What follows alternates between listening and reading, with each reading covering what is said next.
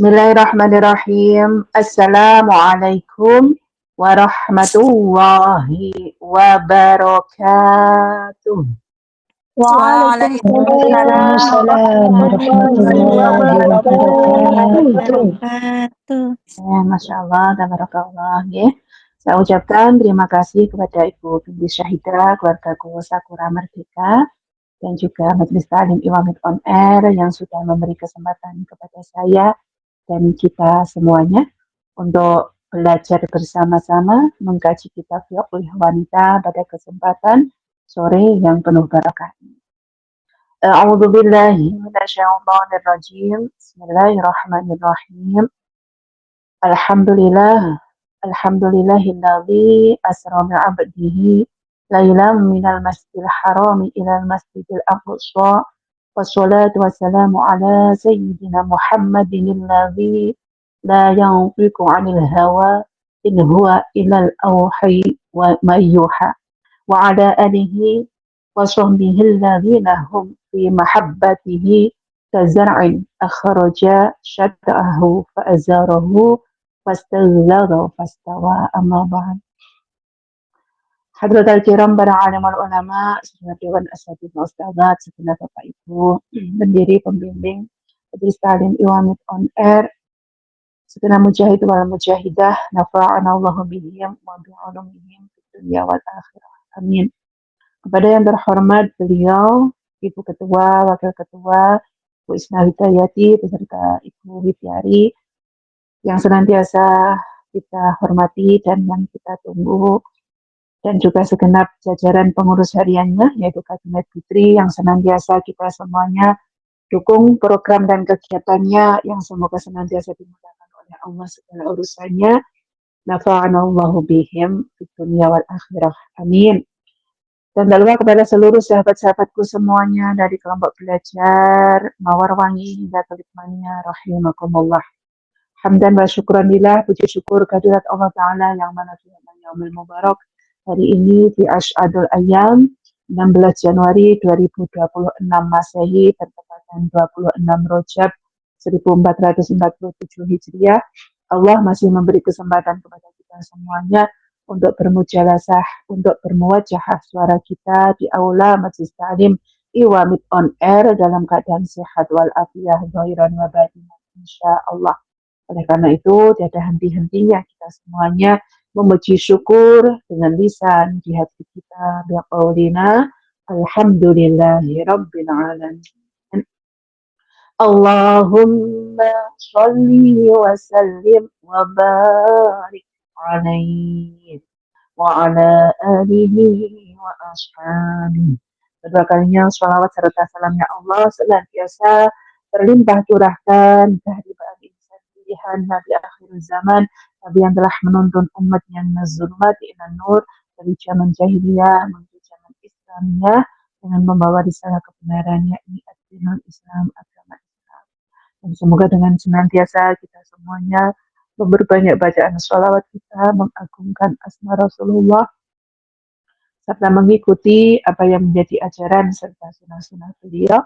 Semoga kita semuanya senantiasa mendapatkan keberkahan di alam dunia ini dan senantiasa kita harapkan syafa'ah udhumah ataupun pertolongan besar beliau kelak yaumil qiyamah. Amin ya rabbal alamin. Ma'asyiral muslimin muslimat santri imamit rahimakumullah. Ya, alhamdulillah ya sore hari ini kita semuanya bisa kembali belajar bersama-sama ya dengan situasi yang kayaknya mendung ya.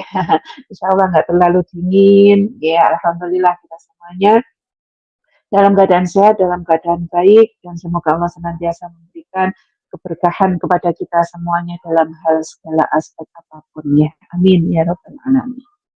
Ya, bismillahirrahmanirrahim. Langsung saja ya Bu ya. Memanfaatkan waktu belajar kita nih, takutnya sebentar lagi kita keluar ngaten ya. Kita belajar fikih wanita, kemarin sudah tentang toharoh sudah, sekarang bab air. Mungkin yang punya kitab dibuka halaman 6 ya. Air. Bismillahirrahmanirrahim. Bersuci dapat dilakukan dengan dua cara, yaitu dengan menggunakan air mutlak dan tanah yang suci. Ya, air. Insyaallah kita sudah masyhur nggih, air niku insyaallah tidak jauh-jauh dari kehidupan kita semuanya dalam keseharian kita, dalam hal apapun, ngoten ya. Dan insya Allah di tempat kita sekarang berada di Taiwan maupun di Indonesia, insya Allah air itu juga mudah dicari ataupun terjangkau, ngoten nggih. Beda dengan yang di gurun pasir ataupun di mana nggih yang sekiranya jauh dari perairan. Kalau menurut saya insya Allah kita semuanya di sini insya Allah tetap terjangkau ya, air itu mudah untuk didapatkan. Jadi bersuci itu dapat dilakukan dengan dua cara, yaitu menggunakan air dan juga tanah yang suci. Ya. Air mutlak. Air mutlak adalah air yang suci dan mensucikan, yaitu air yang yang masih murni dan belum atau tidak tercampur oleh sesuatu atau najis. Adapun air itu sendiri terdapat berbagai macam. Ya, di antaranya adalah ya. Jadi air mutlak, air suci dan mensucikan itu adalah air yang masih murni dan belum tercampur oleh sesuatu. Insya Allah kita paham. Air minum ya baik asal kalau di rumah niku kan banyak sumber ya Bu. Kan kadang ada nek nganani pakai napa pompa nih ditimba itu nggih. Pakai timba cerean apa nggih ataupun dipompa ataupun juga menggunakan PDAM kan kalau di tempat-tempat tertentu ada ya yang setiap bulan bayar berapa kayak gitu nggih. Ataupun kita sekarang pakai sanyo, pakai sibel ya. Jadi sumber air itu kan banyak kalau di tempat sekitar kita. Gitu. Jadi insya Allah itu sudah air murni, air yang suci, air yang bersih, boleh kita gunakan untuk bersuci. Itu namanya air mutlak. Sudah jelas mutlak adanya. Ataupun air tersebut mewujud dan ada, suci. Ya. Kemudian di antara air mutlak itu sendiri adalah yang pertama air laut. Ya, jadi air itu ada beberapa bagian, air dari apa saja. Yang pertama air laut. Dari Abu Hurairah radhiyallahu anhu ia menceritakan, sa'ala rajulun Rasulullah sallallahu alaihi wasallam faqal, ya Rasulullah, inna tarkabul bahr wa nahmilu ma'ana qalila minal ma. Fa in tawaddo'ana bihi atishna afatawaddo'u mimma il bahr. Faqala Rasulullah sallallahu alaihi wasallam huwa at-tahuru ma'uhul hilu maitatahu. Rawahu khamsah. Ada seorang laki-laki yang bertanya kepada Rasulullah, wahai Rasulullah, kami berlayar di laut dan hanya membawa sedikit air sebagai bekal. Kami menggunakan air tersebut untuk berwudu, maka kami akan kehausan.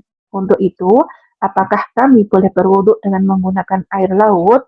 Rasulullah menjawab, air laut itu suci dan mensucikan, di mana bangkai hewan yang berada di dalamnya pun halal. Jadi sudah jelas, insya Allah air laut itu adalah air yang suci dan mensucikan. Karena Rasulullah pernah ditanya oleh seorang laki-laki, kan kalau kita berlayar di laut, ataupun mencari ikan di laut, kadang itu kan kalau pelayar apa itu kan lama ya Bu di tengah lautan. Biasanya mempersiapkan bekal air air yang biasa ataupun air minum, air putih itu biasanya kan berapa jerigen, berapa tangki seperti itu. Sekiranya cukup hanya untuk minum ataupun untuk memasak. Dan kalau air laut sendiri kan asin, jadi kalau untuk memasak ya nggak bisa, kan airnya air asin. Kan. Jadi apakah boleh ya Rasulullah seandainya kami berwudhu menggunakan air laut? Rasulullah menjawab, boleh karena air laut itu suci dan mensucikan. Ya, bahkan bangkai hewan yang berada di dalamnya pun halal. Jadi mungkin kalau jenengan nanti suatu saat liburan ke pantai, ke laut, macam itu ya Bu. Kemudian jenengan sudah selesai berenangnya, bermain airnya, setelah sekalian di sini saja wudhunya, boleh nggak apa-apa. Jadi nyemplung sekalian wudhu nggak ada masalah. Karena air laut itu suci dan mensucikan. Imam At-Tirmidzi mengatakan ini adalah hadis Hasan Sahih. Aku pernah bertanya kepada Muhammad bin Ismail Al-Bukhari mengenai hadis ini dan beliau mengatakan hadis ini sahih. Hadis di atas tadi adalah hadis sahih. Nonton ya. Ya, mungkin kita semuanya yang mungkin di daerah Pemalang, Jawa Tengah di dekat laut ya biasanya ya ibu-ibu. Mungkin seperti itu. Mungkin belayarnya sampai 3 hari seminggu, sampai berbulan-bulan. Misalnya berwudhu menggunakan air laut, boleh, nggak ada masalah. Yang kedua, air hujan, salju, dan embun. Allah Subhanahu wa Ta'ala berfirman, dan Allah telah menurunkan kepada kalian air hujan dari langit untuk mensucikan kalian. Surah Al-Anfal ayat 11. Allah Subhanahu wa Ta'ala juga berfirman dalam surah Al-Furqan ayat 48, dan kami turunkan dari langit air yang amat bersih. Ya. Pendapat mengenai kesucian air tersebut dapat digunakan untuk bersuci juga disandarkan pada hadis dari Abu Hurairah radhiyallahu an di mana ia menceritakan. Jadi air mutlak yang kedua adalah air hujan, salju, dan embun. Itu juga air suci dan mensucikan. Ya Bu. Pada dalilnya dalam surah Al-Anfal ayat 11, surah Al-Furqan ayat 48, dan juga satu hadis dari Abu Hurairah berikut ini. Hadisnya panjang, kalau hadisnya panjang saya bacakan artinya saja. Ya. Apabila Rasulullah telah bertakbir di dalam sholatnya, beliau berdiam sejenak.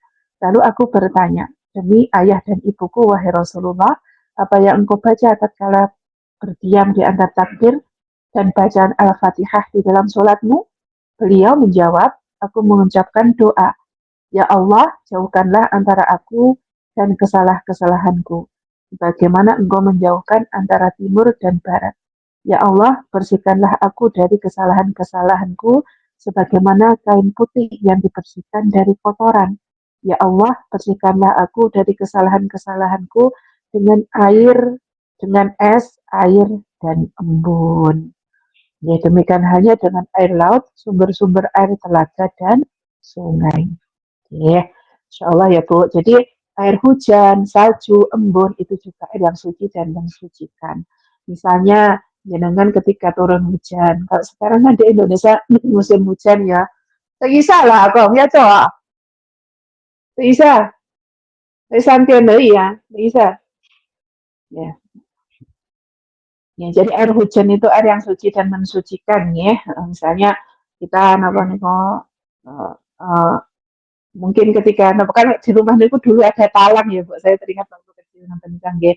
Kan ada saluran air biasanya dari genteng turun kan ada misalnya dari dapur ke rumah kan ada talangnya ya Bu ya. Ketika dengan air ngumpul di sana kemudian mengalir ya. Ya teringat dulu kecil nganten itu ya Mbak ya. Kadang wis lah sekalian mandi wudhu sebentar gitu. Mandi sekalian seperti itu. Itu sudah suci nggak apa-apa, nggih. Sah-sah saja kita berwudu. Misalnya bisa sampai nek kocah, nek kita sampai bermain air selesai, ya kemudian kita berwudu. Boleh, nggak ada masalah. Ya.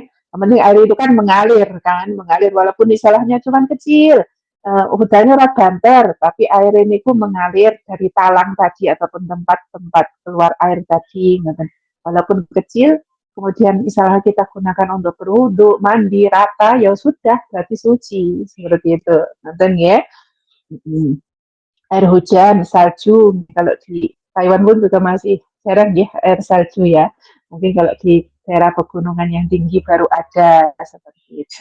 Dan ya, air embun juga suci ya. Kalau misalnya kan biasanya kalau di pagi-pagi itu kalau di rumah ada daun talas itu kan biasanya di atasnya kerumpul-kerumpul ya bulat-bulat kecil airnya ya. Mungkin jangan kebetulan nggak ada air ya kemudian jangan diambil air yang di atas talas tadi dikumpulkan kok sampai 1 botol misalnya ya kemudian dengan gunakan untuk berwudu boleh ya air embun itu pun juga suci dan mensucikan ya. Jadi seperti itu nggih, karena dari Al-Qur'an, dari hadis, semuanya sudah ada dalilnya yang menerangkan tadi. Ya. Demikian juga air laut, sumber-sumber air, telaga dan sungai. Nah, kadang kalau di gunung, ingin tempatnya yang dekat gunung, seperti saya kan gunungnya juga kecil ya, di dekat rumah itu ada. Dulu waktu masih kecil juga sering kalau habis hujan itu kan airnya mengalir. Ya, namanya belik nih arani ya tempat saya dari pegunungan gitu, nggih mengalir airnya. Nggih, kalau suci, bersih, bening kita gunakan boleh, boleh Ya, kita gunakan untuk berwudu. Ya. Yang ketiga, air yang mutlak tadi. Yang ketiga, air zam-zam. Pendapat ini berdasarkan hadis dari Ali bin Abu Thalib radhiyallahu anhu, anna Rasulullah sallallahu alaihi wasallam da'a bisa jelin man ma'i zamzama fasyariba minhu wa tawadda'u. Rawahu Ahmad. Bahwa Rasulullah pernah meminta diambilkan satu wadah air zam-zam, lalu beliau meminum sebagian dari air tersebut dan berwudu dengannya. Masya Allah, subhanallah ya. Air zam-zam pun boleh digunakan untuk berwudu.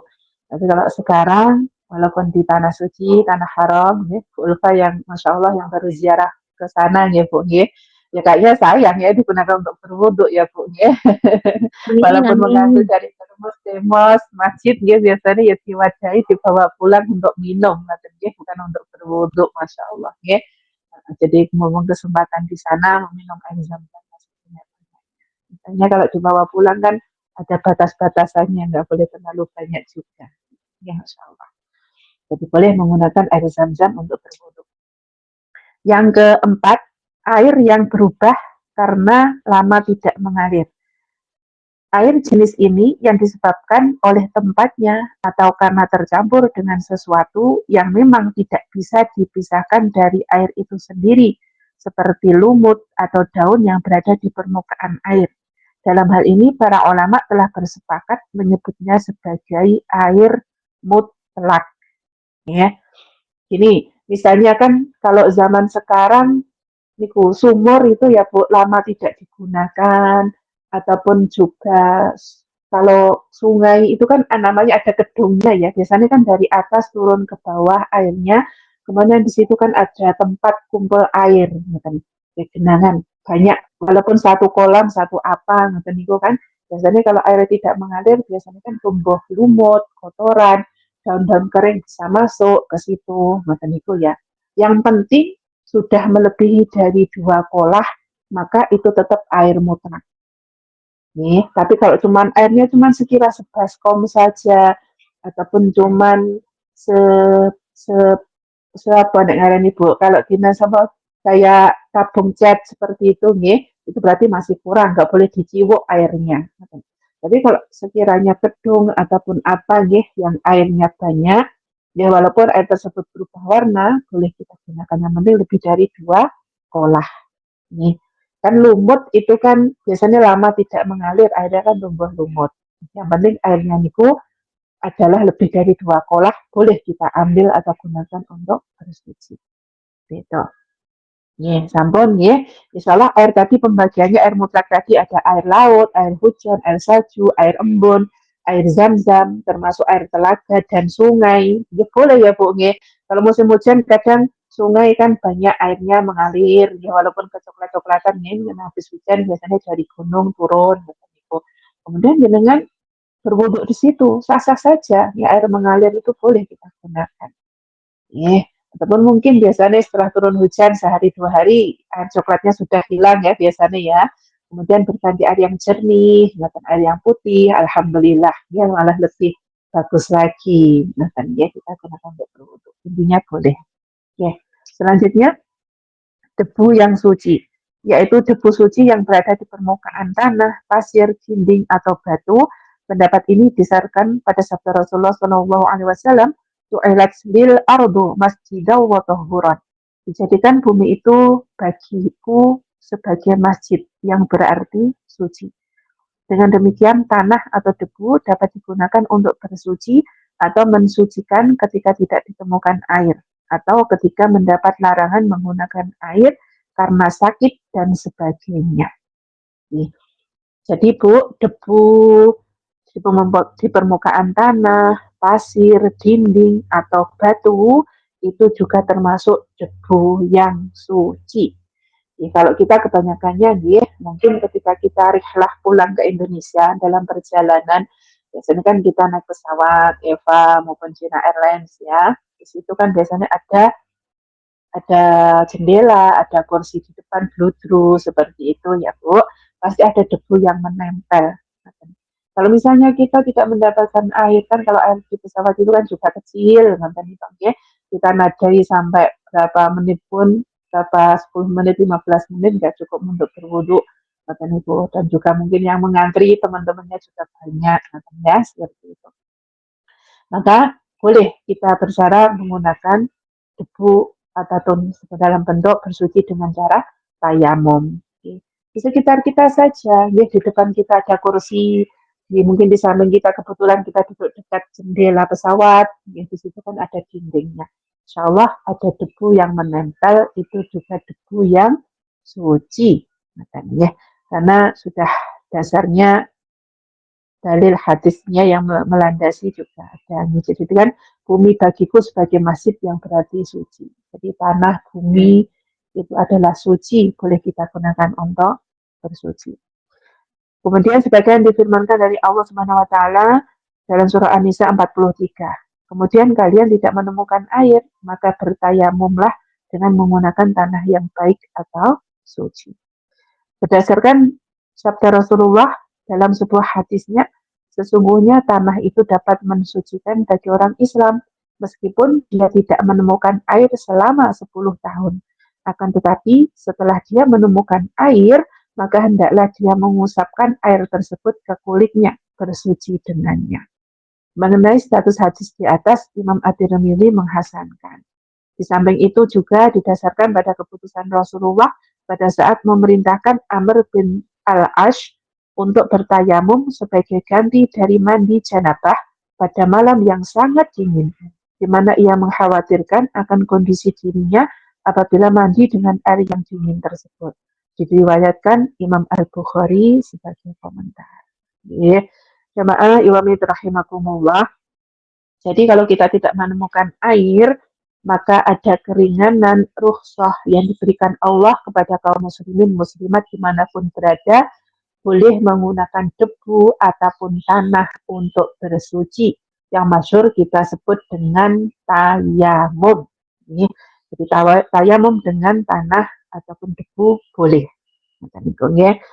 Karena ada satu hadis menyebutkan ya, meskipun hidupnya mungkin di gurun pasir ya, 10 tahun tidak menemukan air, Masya Allah ya, tidak menemukan air 10 tahun bagaimana ya kehidupannya ya, tidak bisa dibayangkan ya.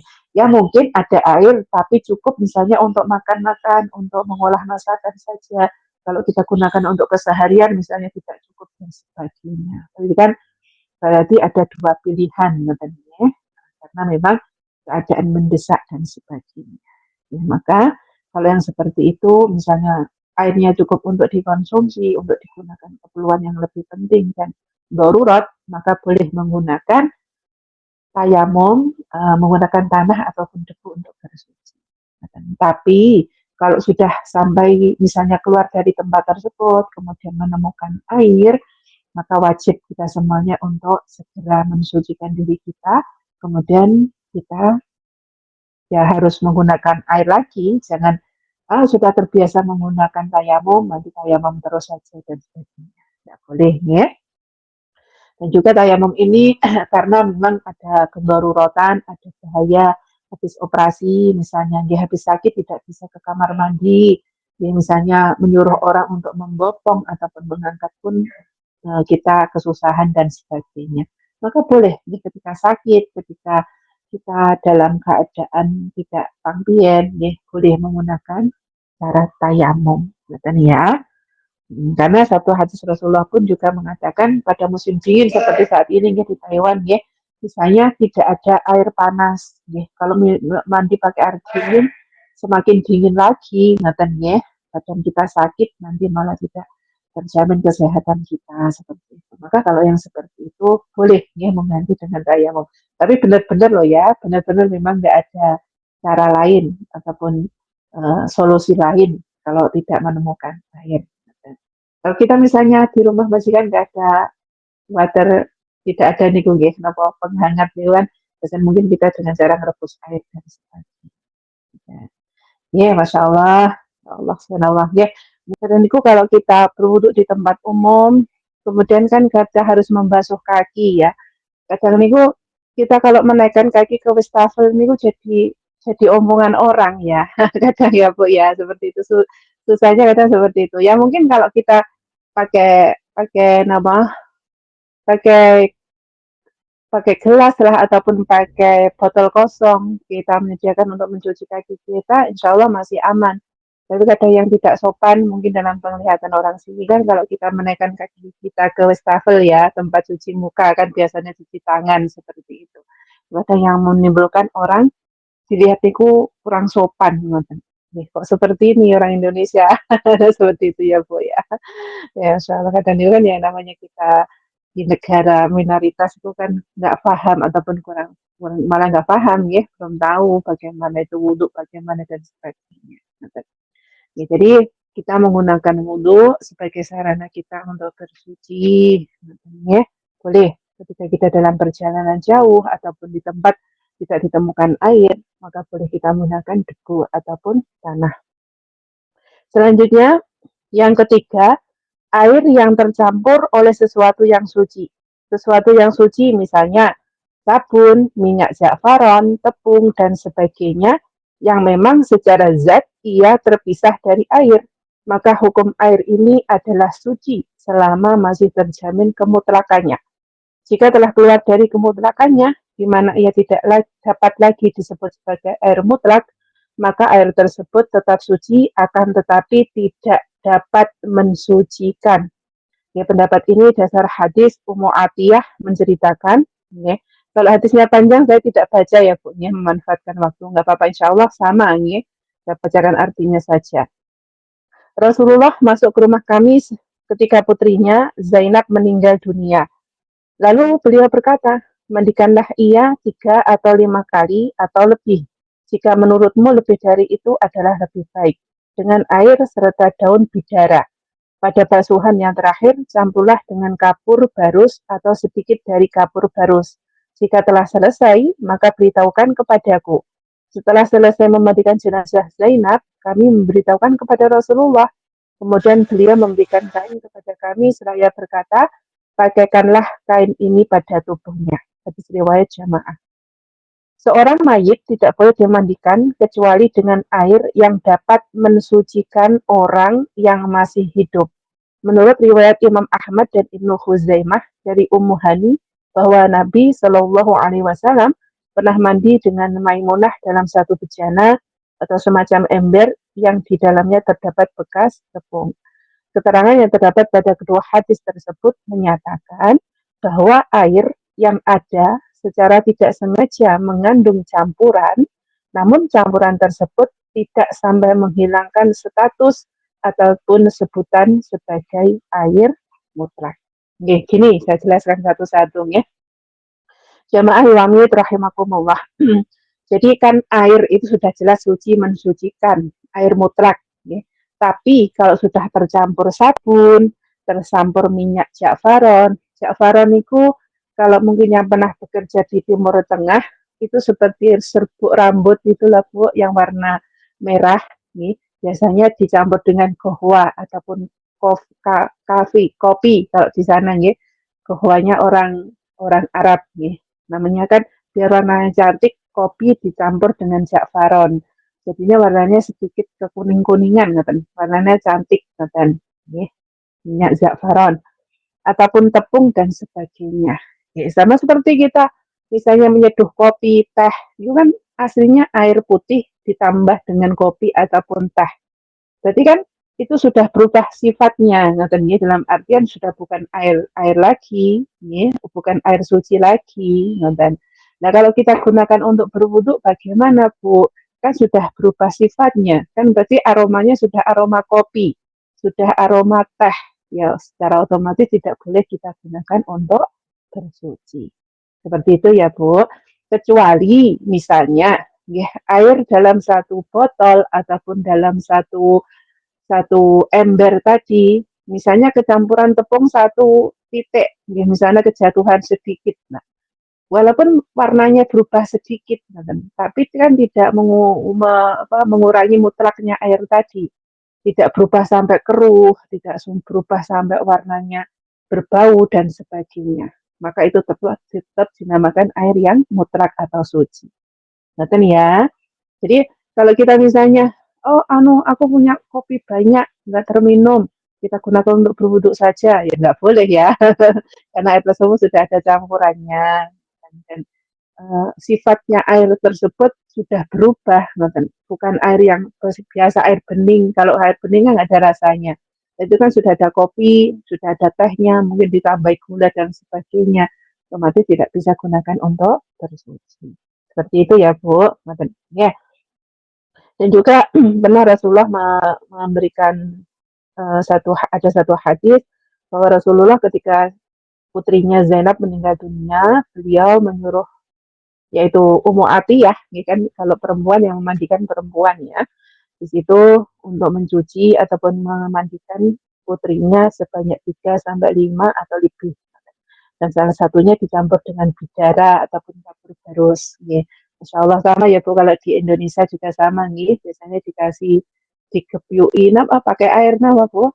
Pakai apa? Pakai daun daun apa? Kelor ya. Di rumah ya. Gitu betul. Nggih, pakai daun kelor, pakai kapur baru seperti itu nggih. Jadi itu juga tuntunan Rasulullah, ya. Mhm. Kemudian, setelah dimandikan jenazahnya Zainab, kemudian Rasul memberikan kain, kemudian dikafanilah istilahnya seperti itu. Jadi ketika menyucikan mayat ataupun memandikan mayat, ya diusahakan menggunakan air yang suci dan mensucikan. Walaupun tadi ada tambahannya menggunakan kapur barus, menggunakan daun bidara dan sebagainya. Tapi itu kan sudah basuhan yang ketiga, empat atau yang kelima kali. Ya. Nah, jadi intinya air yang sudah tercampur dengan sengaja maupun tidak, kalau sudah berubah warna dan sifatnya, maka itu sudah menghilangkan status air mutlak itu sendiri. Ya wis, namanya kalau sudah ditambah air, ditambah kopi, ya sudah air kopi. Air ditambah es, ditambah teh, ya sudah air teh. Seperti itulah, bukan air mutlak lagi. Jadi tidak bisa mensucikan. Betul ya? Dan juga gini, misalnya, jangan punya, contohnya, punya air kelapa banyak. Air kelapa itu kan suci ya, Bu, ya. Kan bisa kita konsumsi, tapi tidak bisa kita gunakan untuk bersuci. Ya, alasannya kenapa? Ya, karena air tersebut sudah sifatnya bukan air lagi, ya. Bukan air, itu kan sudah istilahnya sudah minuman ataupun ada rasanya. Jadi kan sudah berubah sifatnya. Jadi tidak bisa kita gunakan untuk bersuci. Seperti itu. Ya. Sampun selanjutnya, air yang jumlah yang banyak apabila berubah warnanya karena tidak mengalir.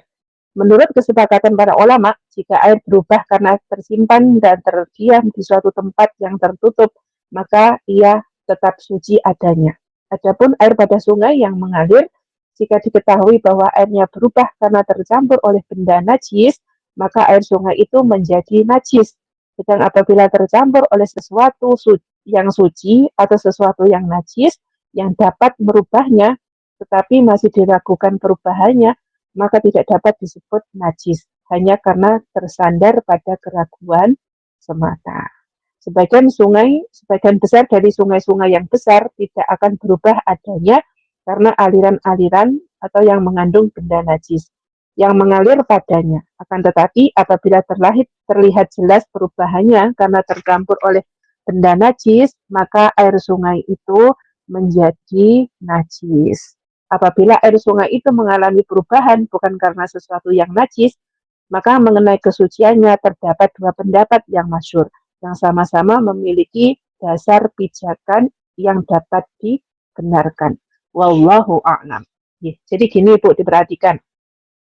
Kalau misalnya jenengan kan biasa kalau di kali, kali itu kan mengalirnya airnya dari gunung ke bawah, kan terkumpul dari beberapa dataran tinggi, ngumpulnya di satu kali seperti itu, satu aliran sungai seperti itu. Nah kemudian kalau misalnya, biasanya kalau setelah banjir, setelah air semuanya turun, biasanya kan di situ ada celuwekan, ada lubangnya sendiri, air seperti itu. Kemudian kalau misalnya di dalam lubang air tersebut, mungkin ada bangkai apa, hewan apa, sehingga merubah warna, bau dan warna bau dari air itu sendiri, maka air tersebut tidak bisa digunakan. Intinya seperti itulah Bu, karena sudah berubah. Airnya tadi ada baunya, ada warnanya yang tidak sedap dan sebagainya. Maka tidak boleh kita gunakan untuk bersuci. Jadi baik kalau nyata-nyata situ misalnya ada hewan besar misalnya sapi atau apa kan kelihatan besar ya. Kalau sudah membusuk biasanya kan menyebarkan aroma tidak enak. Nah, itu kan berarti sudah najis. Air di dalam itu sudah najis semuanya karena tercampur dengan najisnya bangkai tadi. Maka seperti itu tidak boleh kita gunakan untuk bersuci. Tapi kalau air sungai yang terus mengalir, walaupun alirannya tidak sederas ataupun sebanyak ketika waktu banjir ataupun ketika waktu hujan, boleh kita gunakan untuk bersuci. Karena air tersebut terus mengalir, terus ada pergantian terus, seperti itu. Seperti itu ya. Jadi kalau jelas ada najisnya ya tidak boleh kita gunakan. Tapi kalau memang di situ diyakini tidak ada najis, tapi kok airnya keruh, misalnya kan habis hujan biasanya airnya kecoklatan seperti itu ya. Berarti kan kita bisa memprediksi, oh ini berubah airnya karena barusan hujan, karena misalnya di satu tempat ada tanah longsor sehingga airnya kecoklatan dan sebagainya. Berarti air tersebut tetap mutlak boleh kita gunakan untuk konsumsi. Dan ya, alhamdulillah sampun. Kemudian air mustakmal. Yang dimaksud dengan air mustakmal di sini adalah air yang sudah terpakai atau terjatuh dari anggota badan orang yang berwudu. Untuk itu, hendaklah wanita muslimah mengetahui bahwa air seperti ini tetap suci keberadaannya. Sebagaimana air mutlak dan tidak ada satu dalil yang mengeluarkan dari kesuciannya, yaitu menyatakan tidak suci. Nih, jamaah suami rahimakumullah, air mustakmal, air yang sudah pernah digunakan untuk berwudu. Jadi air tersebut jatuh dari anggota badannya orang yang berwudu. Namanya air mustakmal ya, seperti itu. Kita misalnya habis wudu, ya, misalnya musim kemarau, eman-eman aire. Kemudian jangan setelah di keran ataupun kita menggunakan ember di bawahnya ditadai lah Bu, ya. Kita menggunakan setelah berwudu lengkap semuanya, air tadi yang di wadah tadi tidak boleh kita gunakan untuk berwudu lagi ataupun dikasihkan orang untuk berwudu lagi, nggak boleh. Tapi boleh kita manfaatkan untuk menyiram tanaman, untuk mengepel dan sebagainya. Boleh.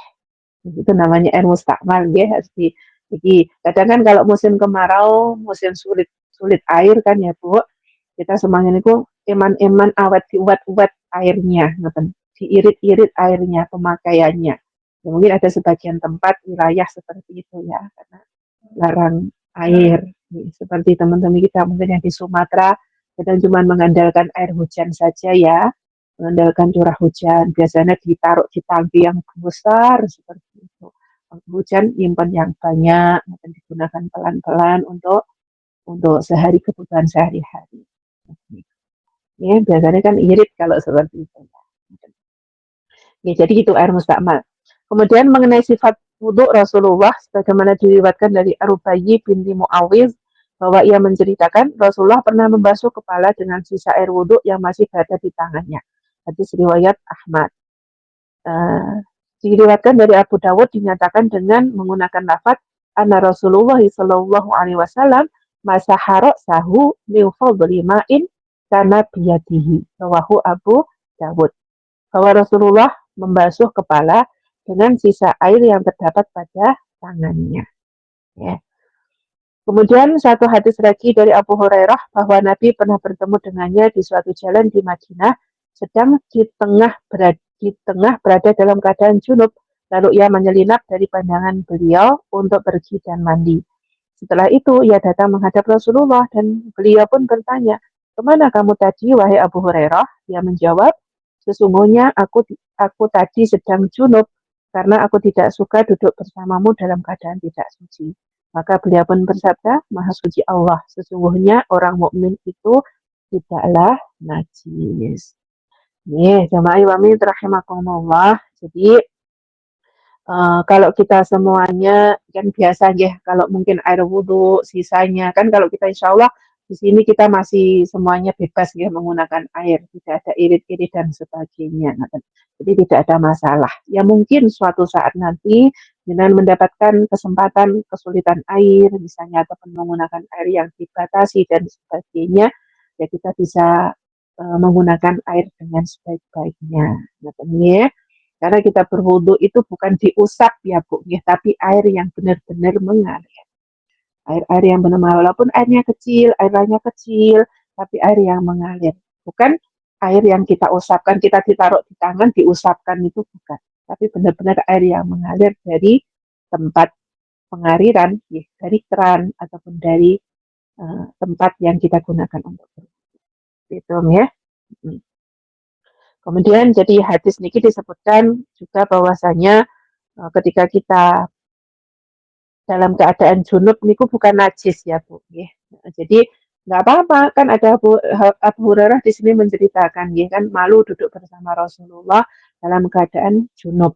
Kemudian Rasulullah mengatakan bahwasanya orang mukmin itu tidak najis. Jadi ketika walaupun kita dalam keadaan junub dalam artian menanggung hadas besar, tapi tidak najis. Boleh saja nih nggak apa-apa duduk bersama Rasulullah bersama kaum muslimin ngoten nggih. Karena orang tersebut bukan najis. Itu ya pengertiannya seperti itu lah nggih, Bu. Ya, misalnya jenengan ya mungkin datang ke pengajian, datang ke walimahan, tapi masih dalam keadaan kondisi junub misalnya nggih. Misalnya masih dalam keadaan junub, misalnya suci dari haid. Junub itu kan banyak nggih, misalnya suci dari haid, tapi belum sempat untuk bersuci misalnya kan misalnya waktu waktu zuhur waktunya luas ya ataupun waktu subuh ke waktu zuhur itu kan waktunya luas. Nah, mungkin sebagian nanti aja lah sudah mendekati waktu zuhur baru bersuci. Nah, otomatis kan jangan menanggung hadas junub, hadas besar ataupun hadas karena suci haid tadi. Kemudian jenengan datang ke walimahan, datang membantu tetangga yang punya kesibukan dan sebagainya. Boleh nggak apa-apa, seperti itu. Karena orang mukmin itu bukan najis, gitu. Ya. Jadi intinya seperti itu. Kemudian analogi dari pengertian hadis di atas adalah bahwa seorang wanita muslimah itu tidaklah najis ketika dalam keadaan junub. Oleh karena itu tidak ada alasan untuk menjadikan air hilang kesuciannya hanya karena persentuhannya dengan tubuh manusia. Sebab pada dasarnya hal itu merupakan pertemuan antara sesuatu yang suci, yaitu tubuh manusia dengan sesuatu yang lainnya. Sehingga tidak memberikan pengaruh sama sekali. Ya. Ibnu Munzir berkata, diriwayatkan dari Ali, dari Ibnu Umar, dari Abu Umamah dan Atha, Hasan dari Madhul al-Nakhai, di mana mereka berpendapat mengenai orang yang lupa membasuh kepala, lalu mendapatkan sisa air pada jenggotnya. Maka cukup baginya membasuh kepala dengan sisa air yang ada di jenggot tersebut. Hal ini menunjukkan bahwa mereka berpendapat air musta'mal yang tidak terpakai itu dapat mensucikan. Itu juga merupakan pendapat yang dikemukakan oleh satu riwayat dari Imam Malik dan Imam Asy-Syafi'i, di mana pendapat tersebut dinisbatkan Ibnu Hazm karena Sufyan Ats-Tsauri dan Abu Sur serta seluruh penganut dari Dawud al-Zahiri. Dari Muzaifah bin Yaman, ia berkata bahwa Rasulullah pernah bertemu dengannya, sedang ia dalam keadaan junub. Lalu ia menghindar dari beliau dan pergi mandi. Kemudian ia datang kembali seraya mengucapkan, aku tadi tengah berada dalam keadaan junub, untuk itu aku menghindar. Rasulullah mengatakan, seraya berkata, sesungguhnya seorang muslim itu tidaklah najis. Jelas ya. Menurut jumhur ulama, anggota badan seorang muslim itu senantiasa dalam keadaan suci, karena kebiasaannya menghindari hal-hal yang bersifat najis. Berbeda dengan orang musyrik, karena orang musyrik tidak berusaha untuk menghindari najis. Pendapat tersebut sesuai firman Allah Subhanahu wa taala dalam surah At-Taubah ayat 28. Sesungguhnya orang-orang musyrik itu najis. Berkenaan dengan ayat tersebut, maka yang dimaksudkan adalah bahwa orang musyrik itu najis dan kotor pada akidah mereka yang menjadi hujah ataupun argumentasi para ahli terhadap kebenaran tafsiran tersebut bahwa Allah Subhanahu wa taala membolehkan menikahi wanita-wanita ahlul kitab pada masa itu. Karena sebagaimana diketahui bahwa keringat wanita-wanita ahlul kitab tersebut tidak akan pernah lepas dari badan laki-laki muslim yang menikahinya. Dengan demikian, tidak ada kewajiban memandikan wanita ahlul kitab, melainkan seperti apa yang diwajibkan di dalam memandikan wanita muslimah. Ya, intinya ya, jamaah iwami rahimakumullah. Jadi, kalau misalnya kita menanggung hadas besar, ya sudah selesai haid, sudah habis kumpul suami istri, ya, misalnya tidak menyegerakan, tidak langsung mandi besar menghilangkan hadas besar, maka kita pun masih boleh Bu duduk-duduk dengan kaum muslimin. Ya mungkin kita duduk-duduk misalnya membantu tetangga ataupun di rumah ada walimah masih boleh. Nah, ya, karena pada dasarnya setiap tubuh manusia itu adalah suci bukan najis. Ngoten ya. Ngoten. Nggih. Kemudian untuk mengenai wudhu, kalau misalnya nggih, kan kadang napa air niku kita irit-irit ya, mungkin tidak cukup dan sebagainya. Ngoten. Kemudian ketika wudhu kok sampai lupa misalnya sampai lupa ada anggota misalnya mengusap kepala tidak diusap ngoten lupa ngoten nggih, menggunakan air ataupun ketika di napa menggunakan air tadi. Maksudnya ketika di kamar mandi lupa nggih, misalnya tidak mengusap kepala. Kemudian misalnya sudah keluar dari tempat wudhu, kemudian kita di situ oh ada air dalam botol suci. Kemudian kita usap kepala kita. Itu pun juga boleh. Nih, dalam hadis ini disebutkan seperti itulah Bu intinya. Ya. Jadi menggunakan air untuk mengusap sebagian kepala karena lupa. Itu diperbolehkan. Itu. Karena muslim, karena badan seorang muslim itu senantiasa dalam keadaan suci dan tidak bersifat najis. Kalau orang musyrik ini disebutkan dalam surah At-Taubah 28, sesungguhnya orang-orang musyrik itu najis. Dalam artian kenapa? Mohon maaf kan kalau orang musyrik, orang ahlul kitab, orang non muslim itu kan biasanya mengkonsumsi hal-hal ataupun makanan yang memang tidak diperbolehkan, diharamkan secara otomatis ya, berarti kan badannya niku mengandung najis seperti itu ya. Jadi kan kotoran yang dikeluarkan sudah karena mengkonsumsi barang-barang yang diharamkan berarti kan menjadi najis seperti itu ya. Dan ya, kalau zaman dahulu zaman Rasulullah dulu pun juga masih ada orang muslim laki-laki muslim menikahi wanita ahlul kitab. Jadi berbeda agama pun juga ada loh ya, masih ada. Zaman dulu masih diperbolehkan. Kalau sekarang kan peraturan di Indonesia harus satu agama ya, misalnya laki-lakinya muslim, perempuannya non-muslim, jadi harus memilih salah satu, harus pilih salah satu agama. Jadi nggak boleh dua agama kalau peraturannya di Indonesia seperti itu. Kalau zaman Rasulullah dulu pun juga masih ada Bu, orang muslim menikahi wanita ahlul kitab. Berarti ahli orang non-muslim pun masih diperbolehkan zaman dahulu. Ya, dan juga kalau keringat, ya, keringat itu kan tidak najis, ya, tapi kotor saja. Seperti tubuh kita ini kan mengeluarkan daki ya. Kan kalau kita gosok-gosok habis keringat itu kan biasanya daki keluar. Daki ini pun tidak najis, Bu, cuman kotoran biasa loh ya. Jangan salah tafsirnya. Jadi apa yang di tubuh kita, di tubuh kita niki kalau kotoran apapun, kecuali kalau dari jalan depan belakang sudah jelas najisnya ya. Keringat, daki, apalagi komedo, biasanya kalau di muka seperti itu. Itu bukan Daki ini kenapa, Bun? tapi kotoran biasa. Daki, bolot, daki Mbak, bolot. Ini kan kalau keringat kan biasanya kita gosok-gosok badan kita kan ada itu kotorannya loh. Nggih, ada bolotnya. Itu namanya daki, kotoran. Daki alias bolot. Daki, nggih. Bahasa Indonesia kan daki toh Mbak, napa? Kalau bahasa ini daki kan ya. Mboten ngertos pun lagi sakniki pun ngertos. Masa? Nggih toh bahasa Indonesia itu daki toh. Bolot toh. Daki. Alhamdulillah. Masya Allah sampun ya. Kayaknya masih banyak mengenai najis nih. Jadi sedikit lagi tapi waktunya 10 menit. Coba kita buat ini ya. Bismillah ya. Kalian saja Bu. Takutnya nanti kapan-kapan waktunya iman-iman. Bismillahirrahmanirrahim. Selanjutnya air yang terkena najis.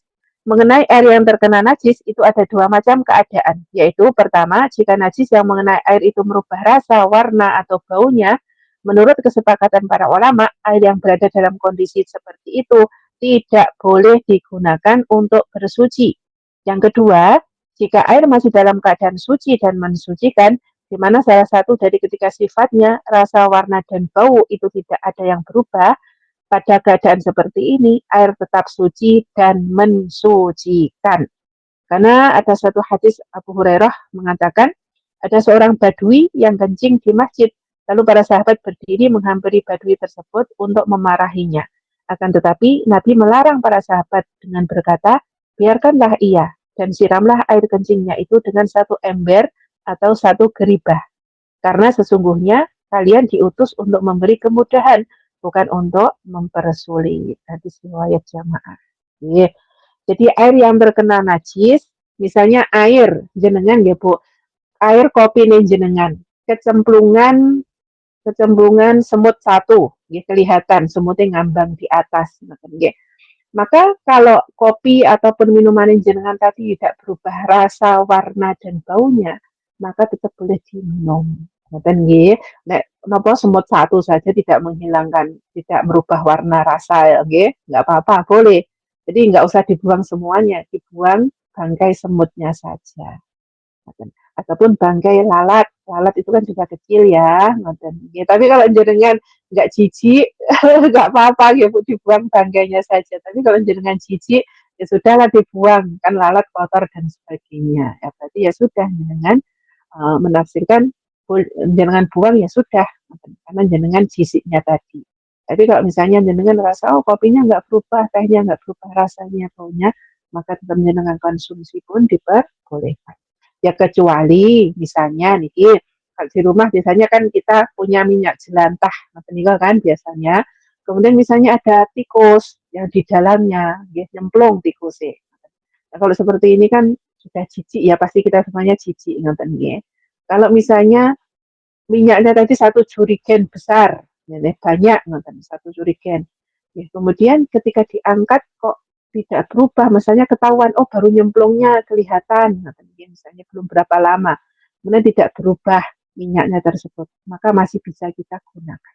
Tapi kalau sudah beberapa hari, sudah tercium baunya, sudah ada bangkai, berarti sudah jadi bangkai, ya sudah diikhlaskan, jangan digunakan lagi. Seperti itu ya Bu, ini kan sudah mengandung penyakit dan bau, ngoten ya otomatis tidak bisa suci lagi. Ngoten ya. Nih, selanjutnya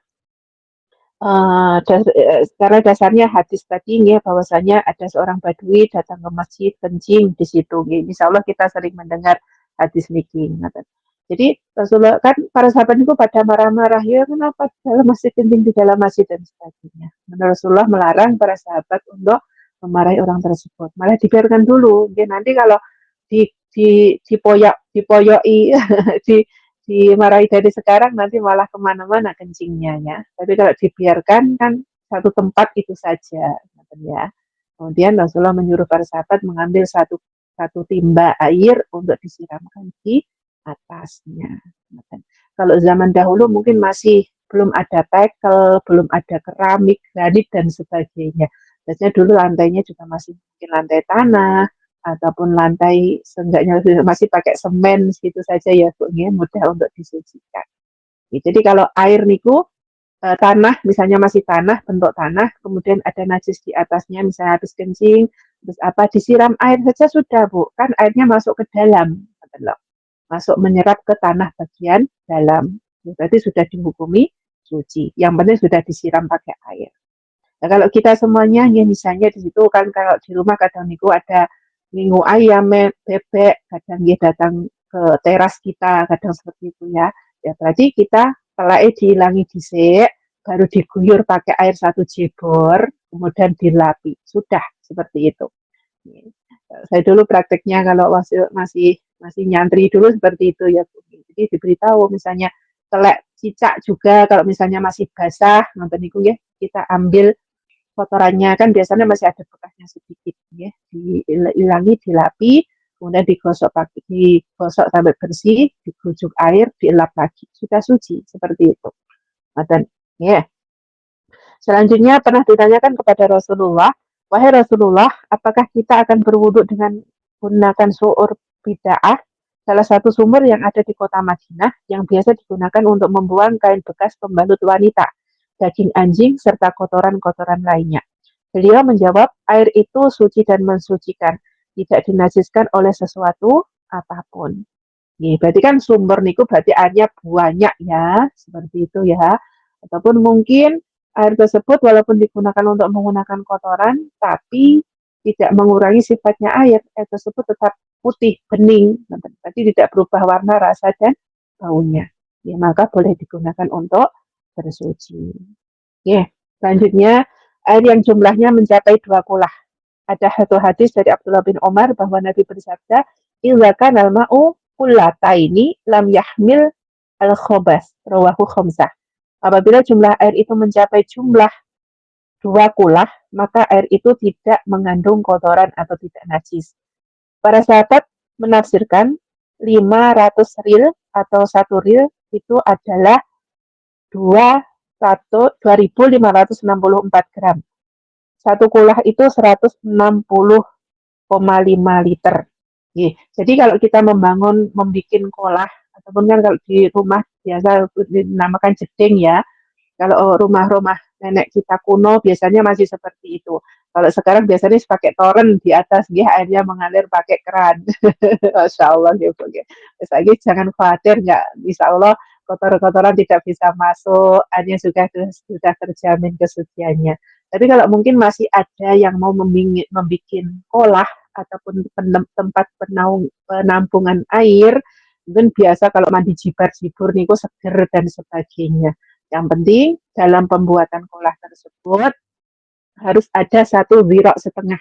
Ya, berarti niku 1 depa sak lengan tambah setengah lagi dawane panjangnya. Kemudian lebarnya juga sama. Minimal seperti itu ya, Bu. Jadi paling enggak sak depo setengah sama sak depo setengah panjang dan lebarnya. Jadi jangan kurang dari itu. Biar kita memenuhi standar dari kesucian air. Dan ini mungkin jenengan semuanya yang bangun rumah dari sekarang pengen bikin kolah sajalah Bu, pakai pena ngoten, ya airnya seger dan sebagainya. Boleh dengan cara seperti itu. Yang penting membuatnya jangan terlalu kecil. Ya paling enggak ya wis 1,5 meter, 2 meter ngoten niku ya. 1,5 meter. Kalau misalnya mungkin tempatnya rada sempit, kita menggunakannya yang dawane panjangnya mungkin misalnya 1 meter saja, tapi ke bawahnya itu yang 2 meter dan sebagainya. Kan bisa diakali ya, bisa diakali biar tetap memenuhi standar air, minimal air yang bisa kita gunakan untuk diciwuk nih kalau Bu, untuk diambil. Kan kalau di air niku kalau kita gunakan berarti berkurang. Tapi kalau terus kerannya niku terus nyala, insya Allah itu juga terus suci. Gentong. Gentong itu juga kurang, Mbak. Gentong niku biasanya gotira loh isinya nggih. Yang penting kalau kita mandi pakai gentong, tangan kita diusahakan benar-benar suci. Kemudian nyawoknya, ngambilnya niku jangan dimasukkan ke air. Jadi gagangnya saja yang masuk. Jangan sampai gagangnya masuk ke tempat air. Mandi. Ya. Ini pulau Alah, Bu Suci suaranya kenduk-kenduk, Bu Suci nggak bisa diterima. Nggak bisa diterima, Bu Suci. Nih, mohon maaf, tidak bisa diterima suaranya. Tadi sinyalnya. Nih, satu lagi sedikit nih. Rasulullah pernah melakukan suatu perjalanan pada malam hari di mana beliau dan para sahabat melewati seseorang yang tengah duduk di pinggir kolam yang berisi air. Kemudian Umar radhiyallahu anhu bertanya, apakah ada binatang buas yang minum di kolam ini pada malam hari? Maka Rasulullah berkata, wahai pemilik kolam, jangan engkau beritahukan kepadanya, yaitu Umar, karena hal itu sesuatu yang keterlaluan ataupun mempersulit diri sendiri. Demikian juga terhadap air yang berada di jalanan. Selama Anda tidak mengetahui kedudukannya, karena itu apakah Anda menemukan atau melihat air di suatu tempat, sedang Anda tidak mengetahui kesuciannya, maka air tersebut tetap suci, sebab Allah Subhanahu wa Ta'ala tidak membebani Anda untuk mencari hakikat air tersebut. Masya Allah, gitu. Jadi kalau kita perjalanan, kan kalau di kampung-kampung kita biasa ya kadang mampir di pos kalau di rumah kan ada pos bensin ngoten niku pom bensin ya ngoten niku. Nggih, di situ misalnya kalau sekarang pun biasanya juga sudah pakai keran lah ya Bu, jarang yang nimbun sendiri. Jadi sudah aman insya Allah ya, air tinggal ulir saja sudah keluar airnya. Ngoten ya siapa tahu nanti jenengan menemui suatu kesempatan seperti itu ngoten. Jadi kalau kita dalam perjalanan tidak mengetahui air itu bagaimana dan bagaimana iki suci apa ora ngoten niku nggak usah terlalu didetailkan ngoten lah intinya. Rasulullah pun mengajari umat seperti itu. Wis rasa ditekoni, rasa disauri sampai seperti itu ke orang yang punya rumah dan sebagainya. Jadi intinya Allah tidak mempersulit bagi kita semuanya atau tidak membebani kita untuk mencari hakikat air tersebut. Kalau kita yakini suci, ya berarti sudah suci. Seperti itu. Nggak usah terlalu membebani kita semuanya. Masya Allah. Ya, wallahu alam. Ya, sampun, barakallah. Ya, waktunya sudah habis. Insya Allah sudah pembahasan air sudah habis. Mungkin kalau nanti ada yang ditanyakan untuk tanya jawabnya untuk minggu depan saja ya. Kalau masih ada kesempatan lagi. Masya Allah, barakallah. Terima kasih semuanya. Barakallah. Ya. Yes. A'udzubillahi minasyaitonirrajim. Bismillahirrahmanirrahim. Asyhadu an la ilaha illallah wa asyhadu anna Muhammadar Rasulullah. Astaghfirullahaladzim. Alladzi la ilaha illa huwal hayyul qayyum wa atubu برضا الله تعالى وبشفاعة رسول الله صلى الله عليه وسلم وبكرامة الشيخ أحمد القادر الجيلاني رضي الله عنه ببركة على هذا الجماعة وتستعلن إيوة أير ولكل يد صالحة الفاتحة. أعوذ بالله من الشيطان الرجيم. بسم الله الرحمن الرحيم. الحمد لله رب العالمين الرحمن الرحيم مالك يوم الدين. إياك نعبد وإياك نستعين اهدنا الصراط المستقيم صراط الذين أنعمت عليهم غير المغضوب عليهم ولا الضالين. رب اغفر لي ولوالدي وللمؤمنين آمين آمين آمين يا الله يا رب العالمين. بارك الله لنا ولكم جميعا. أستغفر الله العظيم إن الله غفور رحيم. Di dalam penyampaian saya tadi ada kurang lebihnya, mohon maaf lahir dan batin. Kebenaran itu miliknya Allah Subhanahu wa taala. Kesalahan dan kefakiran itu karena kefakiran saya. Nggih, insyaallah alhamdulillah masih diberi kesempatan untuk bergelabul ilmi membersamai santri uang. Barakallah, terima kasih semuanya. Ya akhiran wabillahi taufiq wal hidayah wa ridha wal inayah wal afu minkum. Wassalamualaikum warahmatullahi wabarakatuh. Waalaikumsalam warahmatullahi wabarakatuh.